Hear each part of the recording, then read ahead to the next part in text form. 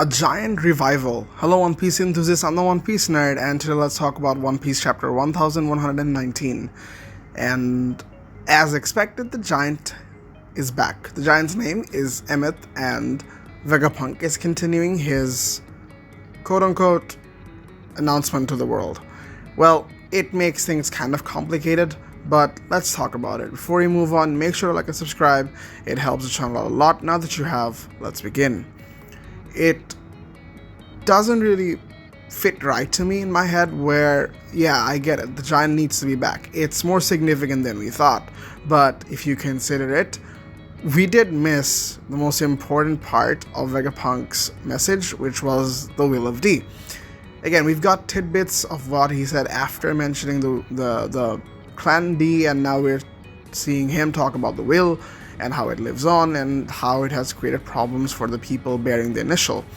But we already knew this. This is nothing new, and we missed the important part.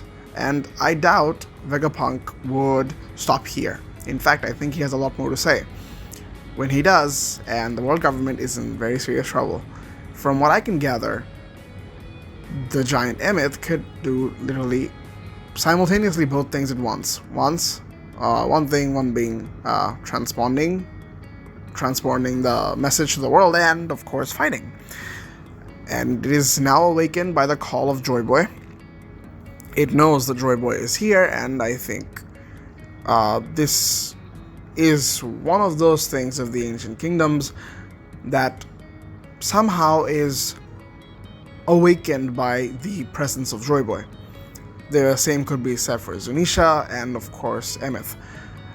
From what we see, this is not an ancient weapon. The same as it was with Zunisha, I don't really think this is an ancient weapon. Rather, this is just a part of the ancient kingdom, one of the few parts of the ancient kingdom that has been left behind. And its purpose was to serve Joy Boy after his revival, after the fall of the ancient kingdom 1000 years ago. Of course, now it all makes sense, and everything's coming together of how maybe we will get some backstory regarding Emeth and how he was born, how he was made, and what its purpose actually is. Other than that, I find it very risky for the world government to keep it alive. And this again makes for a perfect distraction for the Straw Hats to get away. As I said time and time again, this is going to be one of the most crucial parts of the plot if it means that Luffy and the others are going to escape. And I don't really see the world government finding a way out of this. Emeth is strong, and I doubt it'll just go down. And in fact, they can't just drown it. One, it got back up. Number two, even if you do drown it and cut it in half or whatever, the snail would still be there, the message would still be going on, broadcasted to the world, and the world would figure out. So they have to find a way to basically vaporize the thing, or basically destroy it to the point where nothing remains. That is when, and probably the only way, they'll be able to stop the giant. And other than that, of course, we see a exchange between Kaku and Stassi of how Kaku talks about Lucci and how he feels about this entire mess. And what I'd like to believe is Stassi trying to convince Kaku and probably even Lucci that the world government isn't really great. They aren't the good side or the side to be working for. But again, as Kaku said, Lucci won't be so swayed, and I don't think Kaku would be either. They're both loyal. They have Lucci, especially Lucci, has changed his perspective. He's learned to understand the value of friendship, whether it be through Luffy or his experiences of how he started caring for Kaku and how he told the Gorosei to protect him and save him. But even with that, I don't really think they're ready for a change as drastic as this, where they would be able to change sides versus the world government. And just as everyone in the YouTube community said, and the fans were of course speculating and talking about it, of how it was the fact that Bonnie having Nika powers was too much. But you see what happens. Accessing Nika takes a lot of stamina, it takes a lot of work, and it's definitely not gonna happen.